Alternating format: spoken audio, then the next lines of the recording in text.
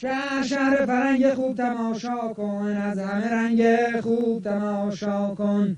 رنگ و رنگ سبز و سرخ و بنفش و رنگه، گاهی پر رنگ گاه کم رنگه، گاهی کم رنگ و گاه شب رنگه. خوب تماشا کن شهر ما رو سیاحت کن، قصه داری فراموش کن قصه ما رو گو.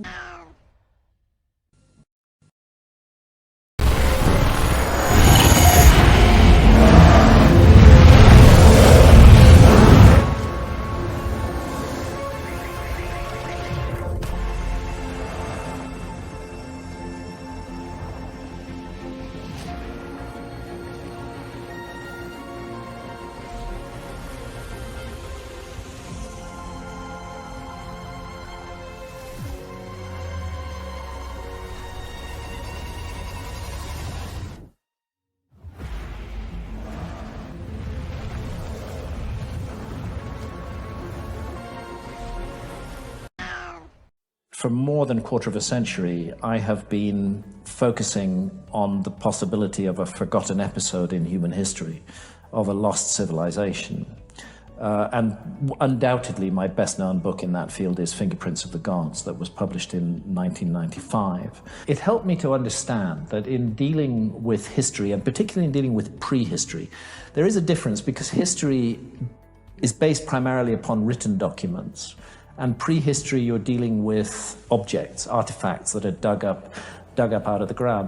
I began to realize how ideological this is. That actually, when I'm dealing with academics, with archaeologists, or professional skeptics of any kind, I'm dealing with people who already have an ideological position, and that ideological position is confronted by the position I take. So in an ideological war, what you try to do is to destroy your opponent in any way, fair or foul. And it's helped me to understand that there is an ideological war over our past.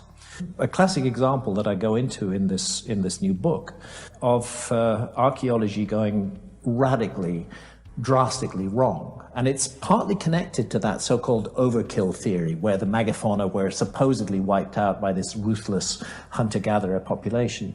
And it's an archaeological theory called Clovis First. And it dominated American archaeology for 50 years. The notion that there's a culture that archaeologists call the Clovis culture. We don't know what they call themselves. They're called the Clovis culture because what's called the type site, the classic site that they were at, is near the town of Clovis, New Mexico, in a place called Blackwater Draw, near Clovis, New Mexico. And apparently the archaeologists needed to go to Clovis to get beer, so they called it the Clovis culture. And this Clovis culture, there's no evidence of it in North America before 13,600 years ago. It flourishes for about 800 years, and 12,800 years ago, it vanishes completely from the picture. The position of archaeology for 50 years is those were the first human beings to enter America. No human beings entered the Americas before 13,600 years ago. And those are the same archaeologists who repeatedly called me a pseudoscientist or a pseudo-archaeologist for suggesting other possibilities. But lo and behold, what do we find? Round about 2010 onwards, the evidence becomes overwhelming that Clovis was not first at all, not first by a huge margin. As part of the research for this book, I went to the San Diego Natural History Museum and interviewed Dr. Tom Desmarais, who's the chief paleontologist there. The reason I interviewed him was because he'd just had an extraordinary paper published in Nature in April 2017. And that paper documents human presence in North America 130,000 years ago. That's 10 times as old as the Clovis culture.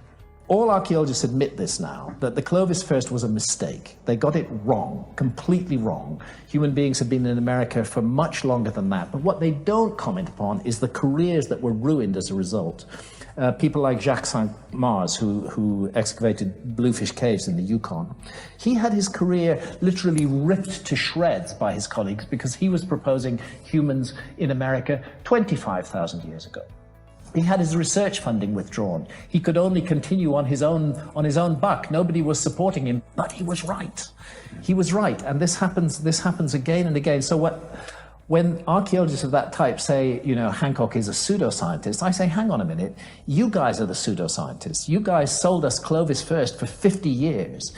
You guys withdrew funding from research that might have exposed that lie earlier. You wouldn't let it happen. And that's not right. It shouldn't be that way. Archaeologists should not take the view that they have got a firm and fixed picture of the past, because actually we know so little about the past. They should always be saying this is our provisional position, but we are open to other possibilities. Because if they don't say that, those other possibilities are going to come along and kick them in the ass pretty soon. And that's what's happened with Clovis First. And Clovis First is not a small matter, because if human beings have been in the Americas for 130,000 years instead of for 13,000 years, why, there's 100,000 plus years that archaeologists just haven't looked at because of their preconceived notion that there was going to be nothing to find. There was actually a dictum against digging below Clovis levels. You know how in archaeological strata it's like a layer cake, right, and you have certain levels. And the view was, let's not waste research funds digging below Clovis because we know there was nothing before Clovis. What an idiotic, what a ridiculous position to take. Those archaeologists who did risk it and who dug deeper, like Al Goodyear at Topper in the Carolinas, they found human stuff going back tens of thousands of years earlier. So, you know, I think we're dealing with an ideological discipline, and I think it should be more provisional in what it says and in what it claims, and it should be less despising of people who consider other possibilities, because that's a useful thing to do. It's useful to consider other possibilities, even if they're wrong. Science should never get locked in a narrow channel and say everything outside the bounds of this channel is not subject to investigation. It's really a mistake.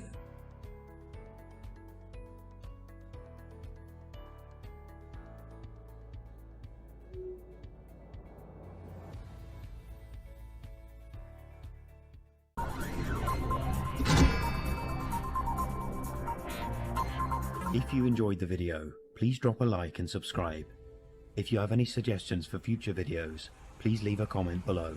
Thanks for watching, and I'll see you all in the next video. Please share and like.